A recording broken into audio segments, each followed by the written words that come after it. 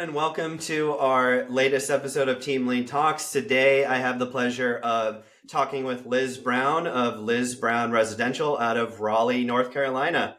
Hey, Liz. Hey, how are you doing? Thank you for having me. Yeah, absolutely. I'm glad we got to connect. Appreciate your time here. And like I sort of get every episode started, do you mind just giving us a little bit of a background of yourself and your team and what real estate is like in North Carolina before Of we course. get into things here? Yeah, all the fun nitty gritty. So I have been in real estate probably about 7 years now, going on 8. And background is grew up kind of all over the East Coast, landed in Raleigh, went to NC State. So I'm a Wolf Packer. I have a And nephew at NC State currently. He's a nice. sophomore right now, so that's pretty cool. Very cool. We had a good football year, so that's always a plus. Right. But landed in Raleigh, never left. What I love about the area and what we're so fortunate about for real estate, we've got the universities. I mentioned the NC State. We've got UNC North Carolina. We have a lot of technology and job sector coming, which has been fortunate for real estate. We have so many people moving into North Carolina. Definitely kept us busy. I have a past life of working in sports travel and management, and then ventured into the corporate world, working for different sales teams and marketing teams, and then led me to branching out to real estate. Cool. And what made you change from your prior life into real estate? Anything, that you can pinpoint? Yeah, I've always really enjoyed it. I bought a few houses before I switched over. I'll be honest, I was traveling about 100 days a year in a past job, and I knew I wanted to do something that was a little bit more stable, as in I was sleeping in my own bed at night, Yeah. and really did enjoy real estate. And I feel what's transpired to it a lot has been a project management aspect of a lot of what I do, and we can get into it, but as you know, Zillow and homes.com, and I think it's a favorite pastime of people of searching online. So my skill set is not as much actually finding the latest that's coming up on the market. I definitely do some off market deals, but it's that project management once we go under contract to close and the value I can add there. So I think a lot of similarities in that. And I actually had a great friend and mentor who was in real estate that I went to college with, and I joined forces with her. She kind of talked me into it after about a year discussion, and never looked back. Cool. So that was my next question was going to be, a lot of people always remember their first deal that they did and where it came from and how it went. Can you talk about that? It sounds like maybe your mentor helped you out a little bit, but where'd your first Yeah, deal come from? definitely. Well, it's actually interesting. My very first, this one didn't actually close for first deal, but my first client to start looking, it was actually one of her listings. A person came in that was interested. She gave me the lead. I'll never forget. And she wanted to make an offer. It was a really hot market at that time, multiple offer. So it was my very first offer though, and I was writing it against the person I was partnered with. So I obviously couldn't really ask her a lot of questions of Right. what to do. So I vividly remember that and sitting down and honing in and reading that contract a million times. But one of the first deals I got was actually a past coworker of mine and really leaned in on my sphere as well. And it's funny, he actually eventually worked for our team down the road too. I kind of recruited him away for a little bit. But yeah, I mean, they all have stories. If you're fortunate enough you form a relationship with them and, client for a long time. But you're learning as you go, and you don't want that first client to know that they are your first client. Right. So I was writing an offer against my team member and partner and figuring out as you go. Yeah, I don't think I've ever heard that scenario before, but that must Yeah. have been interesting. But Yeah. let's talk about, so your partner or mentor that you kind of started in the industry Mhm. with, um, is that where, like, on Team Lead Talks, we talk a lot about, the benefits of a coach, the benefits of joining a Sure. team to kind of learn the ropes. Is that what you got from him or her? 100%. She, we were friends since college. She was in a larger firm. When I joined her, we left. She formed an independent brokerage, and we kind of grew it from there over the course of about 5 years. And I learned so much. And that's, I think, what gave me, honestly, the confidence and the abilities. I branched out. I also now own an independent brokerage and have a team. But Hmm. that's where I learned. And I I have had coaches before. I have a team. I think it's so valuable, but it can be a lonely island. I mean, it does sound great. Once you get the leads, you know what you're doing, totally get it. But you start from scratch, you're looking around, you're not sure what to do, who to go Yeah. to, what form, how do I prospect? 100%. I thought it was invaluable. I wouldn't change how I started. Yeah, I think one of the biggest regrets for me personally when I started a team back in 2013, Hmm. and I wish I had, the one thing you're like, man, if I could Sure. reset the time for the last 10 years, I wish I had hired a coach like almost on day one or even before I got started or joined. I don't regret not joining another team because I have no idea where I would have gone from there, but at least like a mentorship coaching program is super beneficial. I mean, that expedites you 5, 10, 15 years ahead of those who basically try to reinvent the wheel themselves. 100%. I've had, I guess, two real estate coaches, and then I'm also in a business mastermind that I'm continuing on. And I feel even, hey, honestly, the coaches can be expensive. From day one, I don't think I was financially at that point yet, but I think community, and there's many ways to find community, Hmm. is invaluable. I even when I first started, I reached out to a couple agents in my similar boat and experience. Still friends to this day. We would meet monthly or bi-monthly, whatever schedules, but your own little mastermind because you can't do it alone.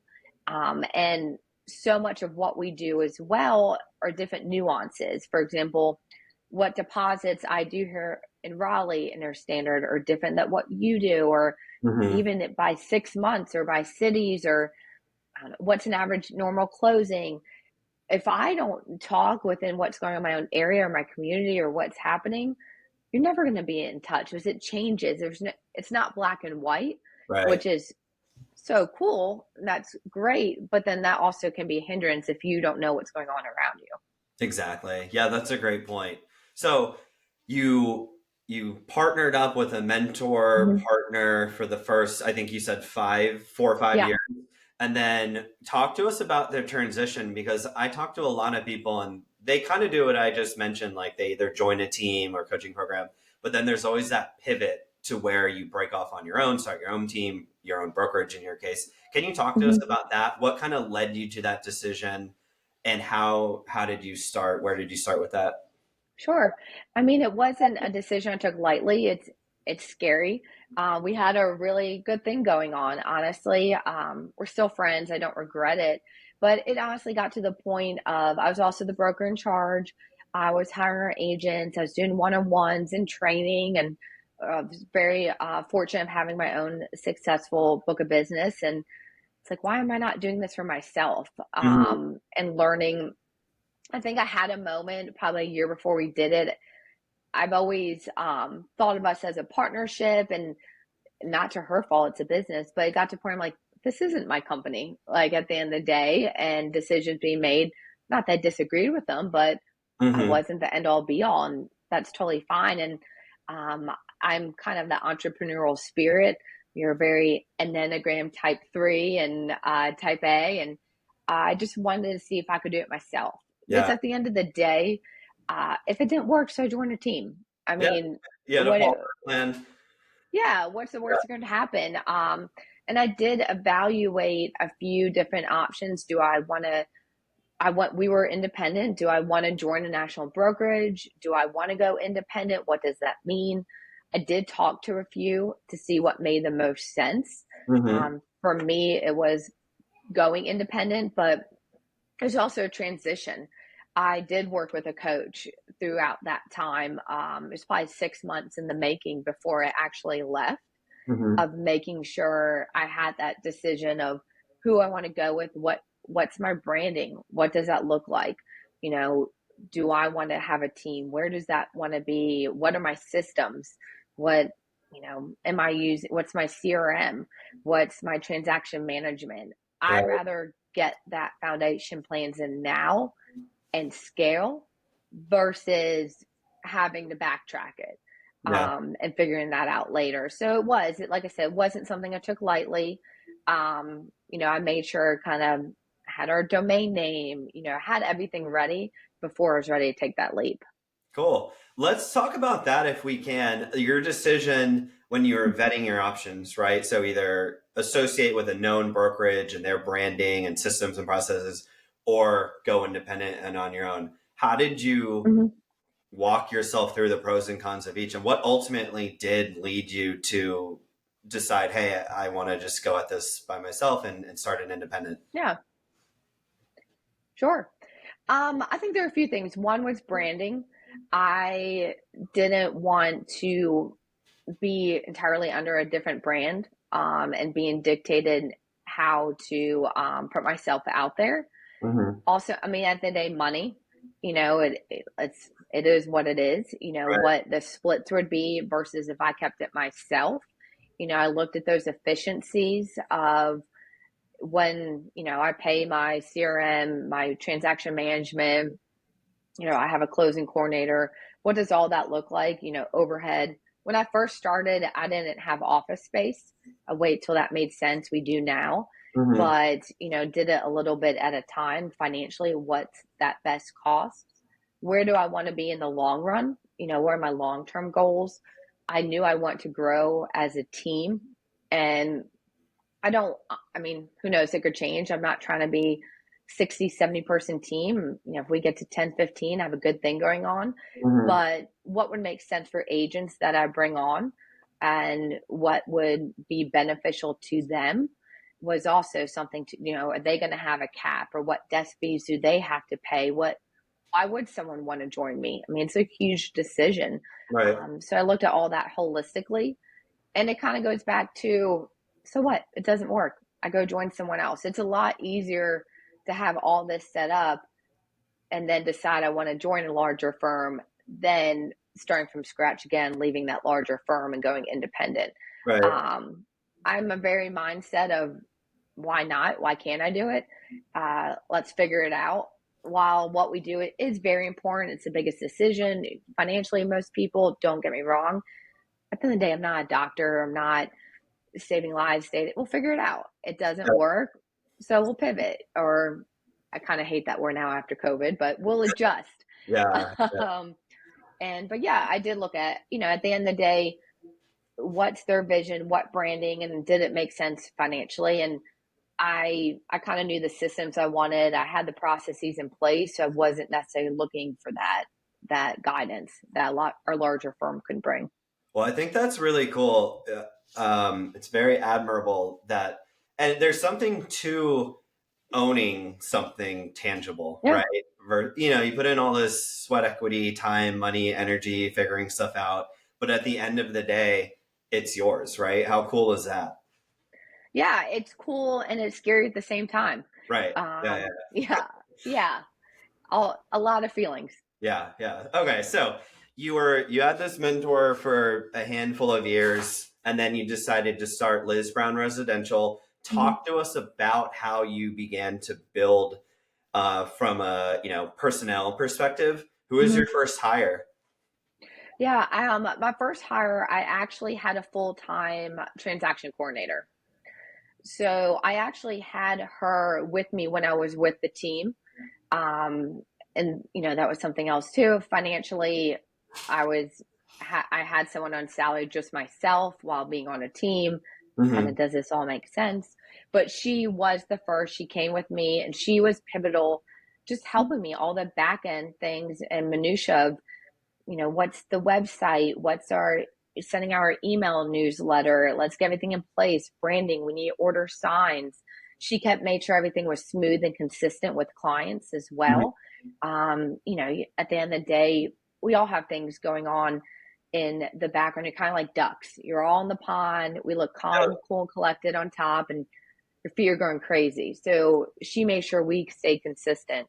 She was stayed with me the first, and then actually, my husband, he quit his full time job and joined me that fall. He is now a full time agent on our team. Oh, wow. And, Cool. yeah.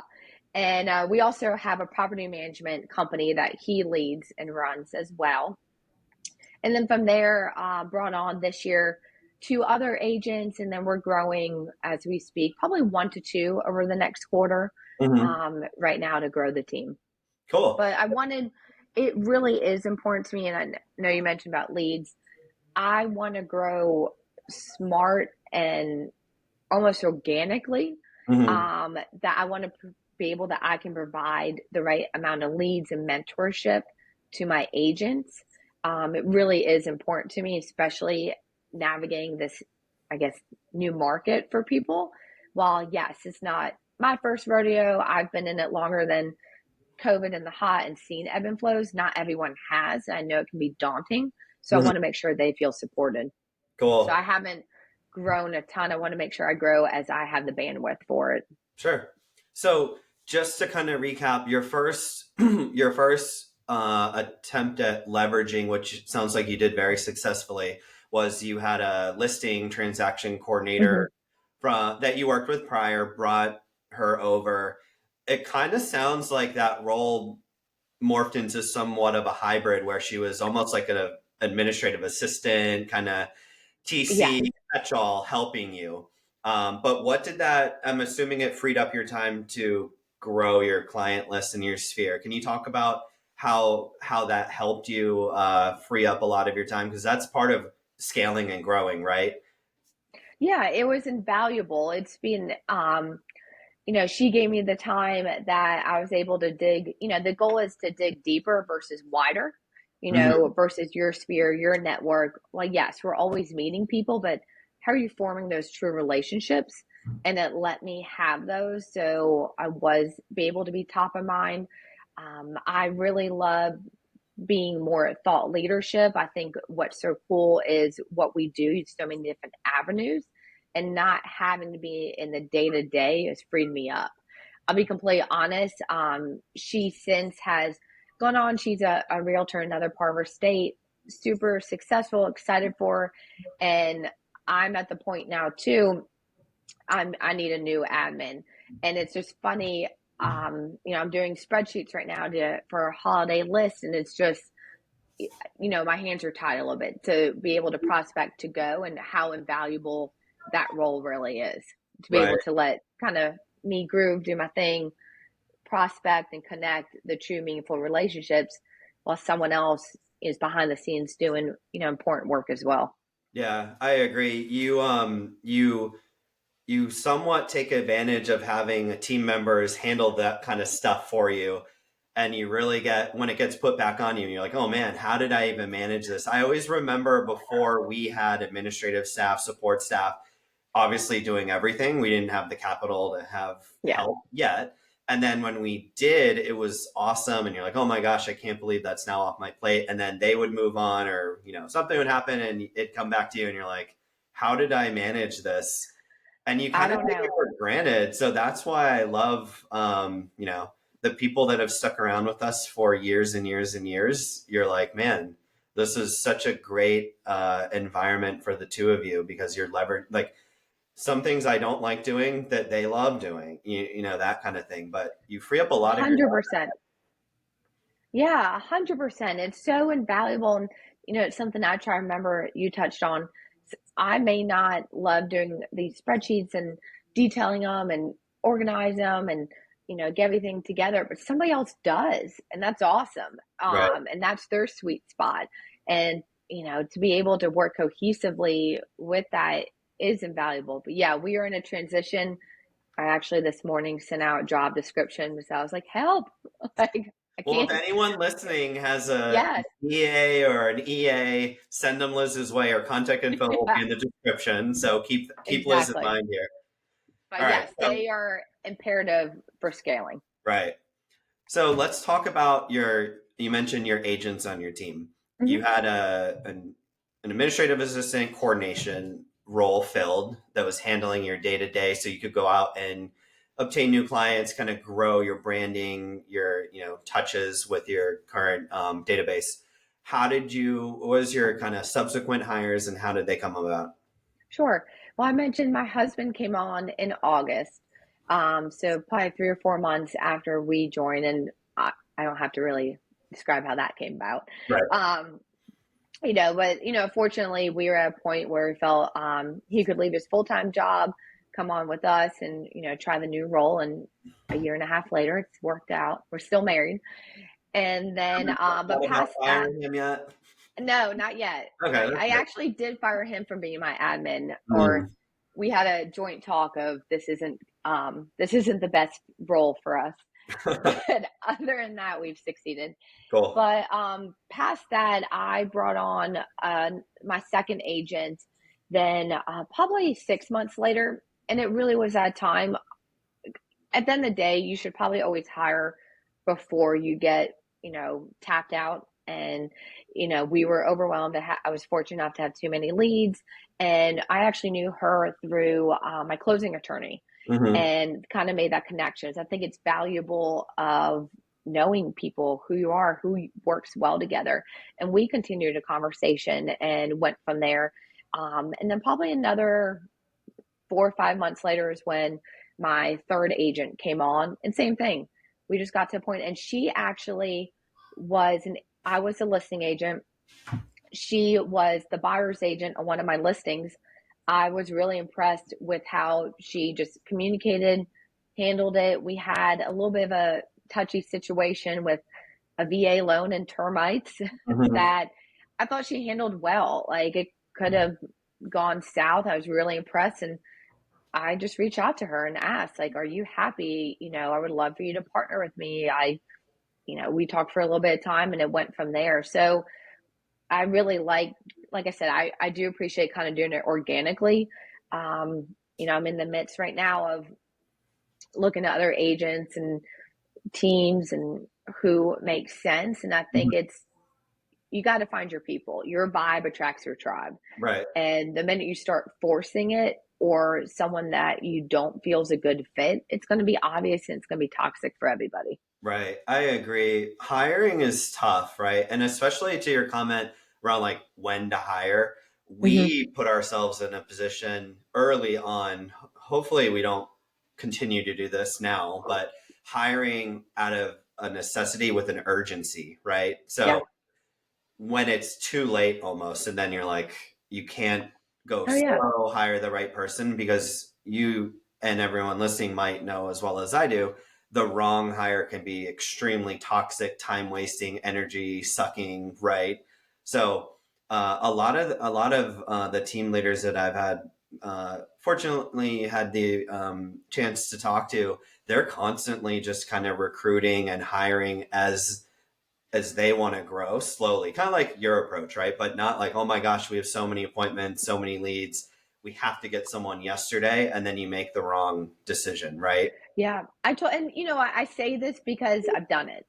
I've had that bad hire a situation, and I knew, honestly, it's with the old team, and we all kind of sat around. I vividly remember saying, like, hey, I'm not sure. This can go one of two ways, and did not go the positive way. And Mm-hmm. you learn to trust your gut. That's not worth it. There's a million fish in the sea, like, to find the Right. right one. And I agree with what you're saying too. Like, I'm always kind of having it in the back of my mind. If I see someone great or across, the side of the table, I never want to pass up the opportunity of someone good to be on the team. It's kind of like we'll figure everything else out Mm-hmm. to not miss that person. But yeah, I say this stuff because I've done it, and it's one of those, they say, hire slow and fire fast, Right. but it's hard. You got to trust your gut. You learn as you go, and you do the best you can. Yeah, gut feeling is, I wish I followed my gut more. We even had we hired a lot and we had a lot of turnover in early on in like 2015, 16. We even had like, it's kind of funny looking back now where we would hire out of an urgency need instead of Yeah. like the right fit. And we'd spend weeks or expedited weeks, I should say, trying to get someone. They're like, hey, you're hired, Liz. And then like, you start on Monday. And then we never heard from that person again, but we had stopped. So that happened like a Yeah. few times, and we're like, man, lesson learned. We had this weird, bad gut feeling about whoever it was. And that's like, it's the truth. Like, if you have to hire out of urgency and a need, that's what happens. And we kind of did it to ourselves. Lesson learned. So we were kind of just always recruiting. But I think that's a great point that you make too about kind of paying attention when you're doing your deals, right? So who's on the other side of the table? Are they impressive, organized? Yeah. Would you be like, man, I would love working with this person? Making a mental note and then doing what you do and just proactively reaching out and being like, hey, we're trying to build something cool here. Here's what we can do, and this is what we would want you to kind of jump on Yeah. board with, right? And honestly, I think about your sphere and who knows you. Like I tell the same thing to the lender I work with quite a bit, our home inspector, or my closing attorney, who sees agents and people all day. Yeah. I kind of put the bug out to them like, hey, I'm kind of looking in the next couple months. If you see someone great, let me know, or this person, or they are kind of the inside scoop as well for it. And then you never know, save a conversation. Honestly, someone just got referred to me this week from somebody else I interviewed. I loved her. She joined another team. We still keep in touch. I wish her the best. Well, she just referred someone to me. So you Cool. never know where someone's going to be, what relationships, how you're going to be top of mind. So yeah, I think it's always putting it out there and let people know, and then you decide if it's a good fit for you. But I think one of the lessons too with hiring, and I'll be honest, I'm still working on it, and being a team lead and the people for your team, that everyone is not you. Hmm. So everyone's not me. Everyone's not prospecting like I do, or calling, or have that same, time or hours or time blocking, and that's okay. And to meet people where they are. So I think, I'm working on that, and I think I always, as a Type A, will struggle with that. But I think it's appreciating each person for their strengths. And on the plus side of that too, on our team, the four of us are all kind of different. We have different spheres of influence, which is really cool because that's what we can have different conversations in team meetings. We're not tapping out the same pool of clients. Right. So to appreciate that, but also, I've got to understand that too. So I think you just learn as you hire and learn who's going to be the best fit. Yeah, I think something that I just picked up in that comment you just made was also about, you always want to pay attention to the other person on the other side of the table, but also keep in mind, as Liz, the team owner that wants to grow, people are paying attention to how you Yeah. treat them as well. Just like that, the lady that you thought might be a good fit wasn't a good fit, went on, you wish her well, but she referred someone to you. Imagine if Yeah. you had burned that bridge or, treated her poorly or differently after, it wasn't a good fit. So that's really important. There's always all this talk about like how agents treat each other, but reputation amongst our own internal community, not talking about like Yeah. outside, prospecting clients, but it's really important to just always remember that.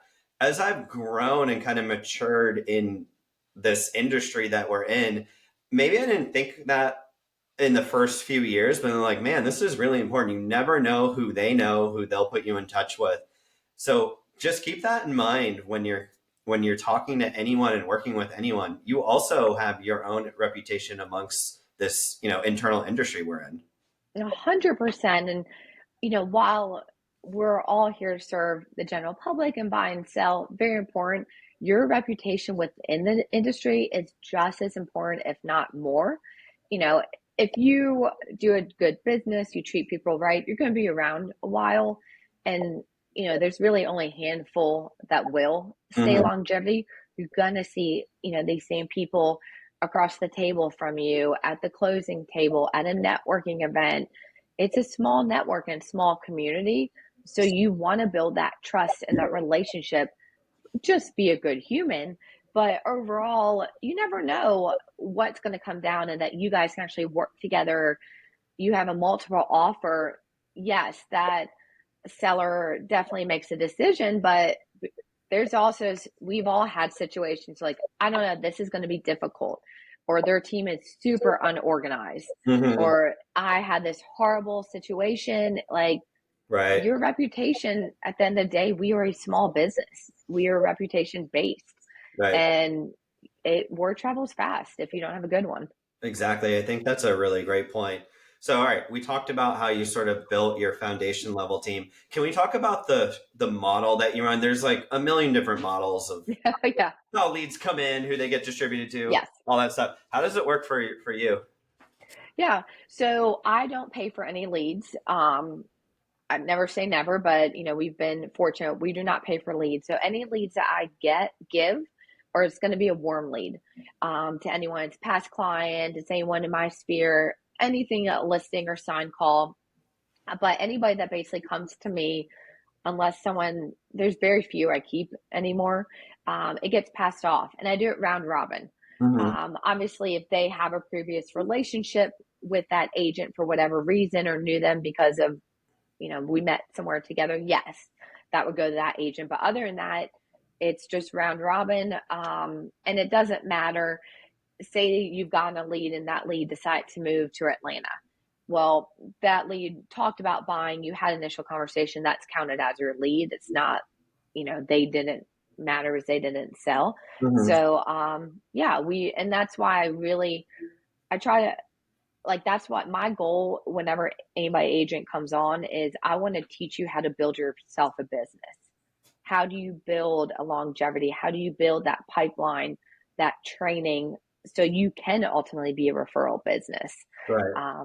But yeah, you're not going to get the most leads. It's not going to be the volume of online leads, but when you do, it's going to be quality, and the training to get those closed. Gotcha. So I just want to make sure I heard you correctly. You don't pay for leads, so I'm assuming a lot of it comes from your personal sphere or what, SEO, organic, Yes. online leads. Like, what are your top three lead sources? Is that the order?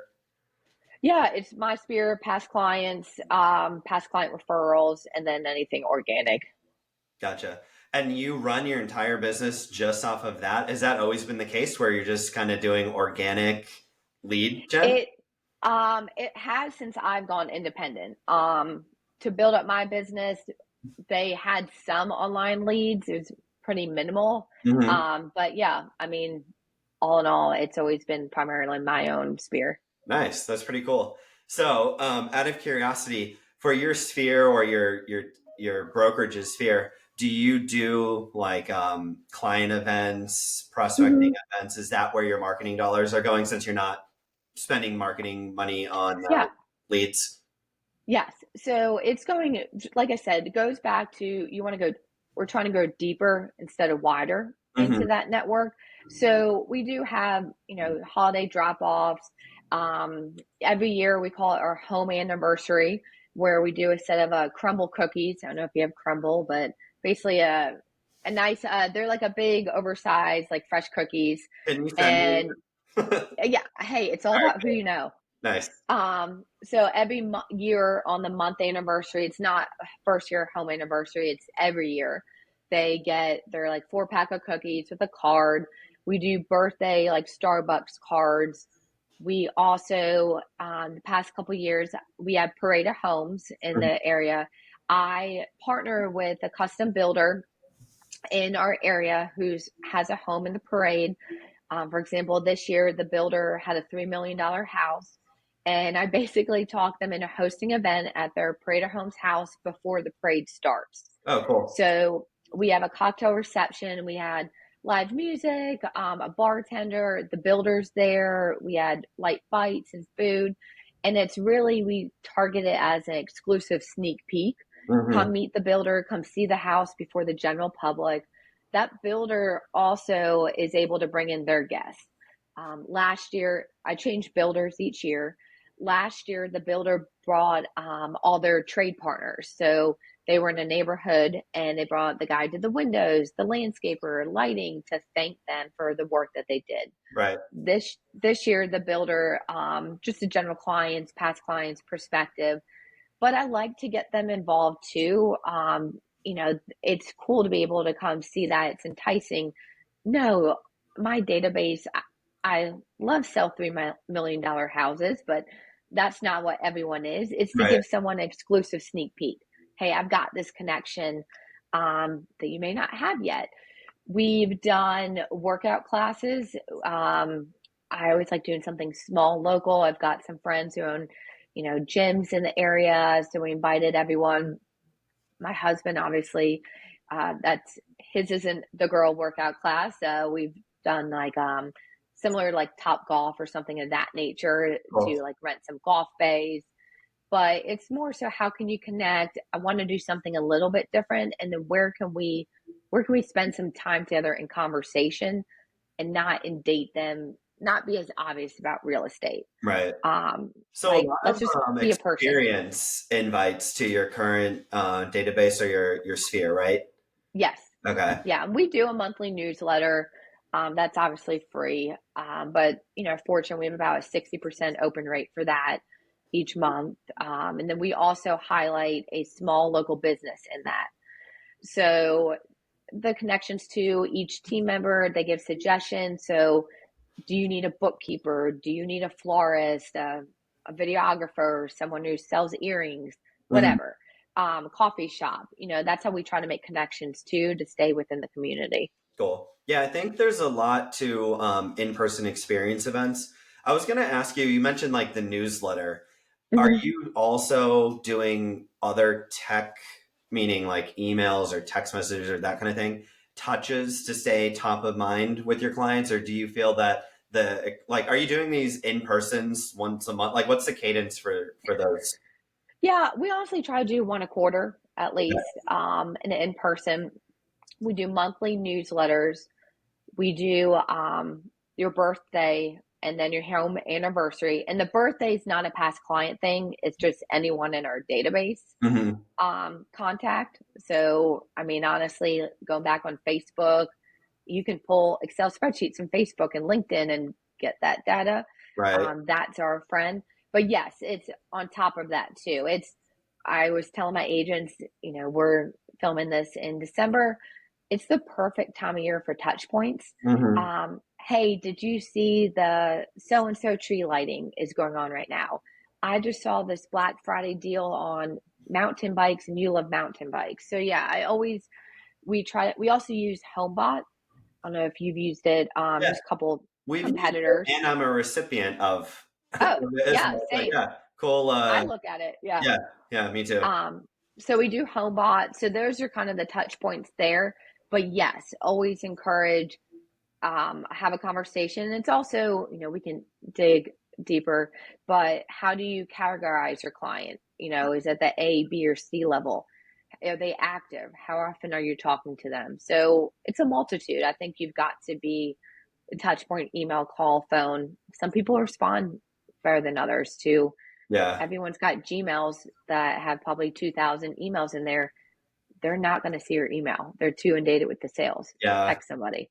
That's a good point. I mean, it's like, how do you learn? Do you like reading? Do you like watching a video in person and Mhm. with an instructor? It's kind of the same thing with keeping up with Yeah. gear. Like some people might love going to Top Golf with you and your team, and some people might just like the email. But the key here, and what I've learned over the past decade is like consistency. Yeah. Consistency is almost more important than anything you're sending them, regardless of the message. I mean, it obviously could be a terrible message that nobody reads or needs, but excluding that, consistency, I wish early on again, I'd been way more consistent with our sphere. Took me a little bit to understand that, but top of mind consistency is it's a long term thing, right? Oh, yeah. And I would jump in with that. It's interesting you say that. Actually, I was talking to one of my agents during her one-on-one today about this, but she had some great ideas of how to touch point. But with that, what is your why? So, what's your intention with that consistency? Like, you don't want to just be throwing spaghetti at a wall and seeing what sticks. Maybe we do a farming or a plan and it doesn't pan out, but what's that why? Why are you emailing them? Why are you texting them? Mhm. What do you want to get out of that? So at least you can have that mission, that end goal, instead of you're just going to be spinning your wheels Right. and you're going to be wasting everyone's time. So I agree with that. I think consistency, but that why of why you're trying to contact that person and what you're trying to get out of it. Yeah. Also, just going back real quick to one of our larger points is like Mm-hmm. coaches and mentors can help with that piece of the business Yeah.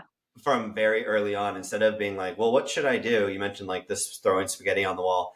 If you hire the right coach or the right mentor that's been in the business for 20 years, they're like, do this, like set up an email newsletter, have it do A, B, Yes. and Z, but start it from day one. Put together your list, start it from day one. That's one of the benefits and one of the reasons why I think coaching is so imperative to success early on, because you're not really spending or wasting money or time doing stuff that you have no clue about. Like there's people in the business that have been in the business forever.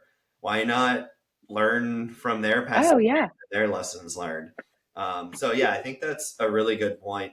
One thing I did want to talk about, you kind of mentioned this, you meet with your team members, but the Mm-hmm. accountability piece or having like you mentioned that a lot of the leads that are coming in now, you're typically not handling yourself.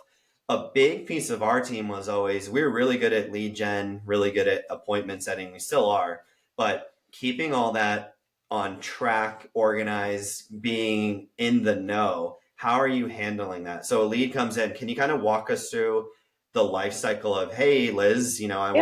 I want to buy, and you give it to an agent. Can you walk us through how you handle it? Of course. Well, obviously, especially being our leads, that we have some type of relationship, it's a warmer lead. I never want them to feel passed off and still want them to feel important. So I usually am still kept in the mix. And it's also looking at, I'm going to connect you with one of my partners, my colleagues that are in the day to day a lot more than me. That Mhm. I think it's better to be more eyes, two heads are better than one. We're here as a team, cohesive to come together. And I Mhm. am still kept on the mix for emails, and I don't read it all. I read them, but I don't really respond to all of them. I kind of jump in where I need to, but it's also that they're not hung high and dry. Right. But for tracking purposes, one, in theory, they all should be added to our CRM system. They're added in, and a CRM is only as good as you use it, Mhm. but it needs to be added in. I do have weekly one on ones with my agents. So we have a time set every, when you first start, it's probably going to be an hour. Now, once you're in the groove of things, some people are 20 minutes Mhm. of what's going on, what do you need help with, this happened, that happened, here's an update. But we do go through that because that's kind of the stage that they have it in. So we're like, all right, you have so and so these under contract, or these are your hot leads. We're at this is your long term leads, anything of that coming up. So we stay in connection that way, primarily with those weekly one on ones and relying on that database as well, that CRM. I do hone it because I can. If I want to grow too, I can't keep track of everything, Right. mentally myself. So I rely on those systems quite a bit. Yeah, I mean, it snowballs very quickly, especially Yes. if you're at the point where you're getting referrals and constant lead gen coming in. I mean, no human can stay up without some sort of a system in place. Um, You have to. I mean, systems, people joke, I'm like, what's your SOP? Your standard operating procedure. I mean, we even have one, excuse me, for open houses versus if you literally never did one in your life, I can send this 2-page document to you yeah, of what do you do. So you've got to. I mean, you've got to teach, and you can lead a horse to water. I got to give you every possible tool, and right. then what you do with it is your decision. Yeah, you have SOPs. I have in our companies we have playbooks, but essentially that Mhm. like, and one of the rules we have a playbook. I don't know if you have this as well, but we have a playbook to build playbooks. So one of the first things I people love join, it. like, here's your first playbook. We have a library. It's by marketing, operations, Yeah. sales, support, that kind of thing. But the rule for us was always, if a playbook doesn't exist, number one, learn what a playbook is and go through what we have, because that is also time where, Andrew or Liz doesn't have to be so one on one for a week or two. So that's Yes. like a starting point where you're getting some time back right there and it's efficient. But learn the playbook and why they're so important. Like they're very important, right? There's evidence about how large companies scale, and almost all of them trace back to we had SOPs or playbooks. Yeah. But what we did was if the playbook didn't exist, you created one. It doesn't have to be perfect. It didn't have to be, the be all end all. And we always had it in workspace. So like we used Yeah. Google Live Doc. So it was never set in stone. We were Ah, always iterating on it. And it was always accessible from your phone, from your desktop, whatever. But a playbook was, you shoot a few videos around what you're doing for the first time. We use Loom and Scribe, which are yeah. great if for those I listening, love Loom. those are awesome. You can actually Loom and Scribe simultaneously. I've been Oh, testing that, so it's very cool. And then we just have checklists and here's how you do A, B, and C. This is what you do. And at the end, it's like, did you do this? Did you do that? Did you do this? And then if someone like if you joined my team and you had to, you asked me, hey, how do I submit? I just signed a new yeah. agreement or a contract. What do I do? There's a playbook for that. Go watch it, learn it, figure it out. If you have questions, then come back and ask me. So that's kind Yeah. of how we started with our ops organization. So it's kind of cool that sounds like you did that too, or do that right now. Yeah, and it's evolving. As I grow as well. I mean, you're completely correct. Like it is my goal for next year to even evolve our training to Hmm. take me out of the day to day as much. Is on my list to just go through I have a modules for training, day one on the buy side, day two, Right. whatever maybe. But how do I make those more videos? So still, let's recap it. What did you get? I do have homework, pull your CMA or do your buyer consult for me, whatever it is. Hmm. But for me to make that more videos and interactional for them. So it's also, freeing up more of my time too. So that's definitely a goal to get that more cohesive and, mold it next Right. year. Yeah. And then kind of like what you said, as you grow for specific roles or responsibilities in the team, you're not starting from scratch or doing Yeah. it differently each and every time. I think the main thing for me and the coolest part about having these playbooks was if something did go haywire or not perfectly, at least you have a starting point of these Yeah. five things have to happen for this to happen. What went wrong? Well, okay, maybe in between four and five, we had those reversed. So you're constantly iterating. But if you had 20 people on your team and there was 20 different people every single time starting from scratch ordering a yard sign, something as simple as Yeah. that, there's no kind of like it's the wild wild west when you don't have those standard operations, right? Kind of spelled out for them. Yeah, there's no consistency. And I think, too, being independent, it's something I have to be aware of because that is my name. It is my brand. What are we putting out there versus, a bigger brand would have already these rules and what you can and can't do. So it is deciding that as we go. And I think it's also sometimes not too many hands in the pot Right. of, like you said, only one person orders the photos, only one person orders the signs. But to look on the flip side, having those relationships with my photographer, with my sign vendor are so key. Mhm. I also want to be seamless with them instead of them be like, oh my gosh, Liz Brown, she's got 10 agents. Everyone wants something different. They're a Yeah, hot mess over there. exactly. Yeah, yeah. That gets around. Same thing. Hey, the photographer is going to share with other agents. Those relationships are just as important. Yeah. Yeah, I think it's important to that point is like you want to look like you've done this before, right? And I think Yeah. your point around like you don't want to just pass a client off.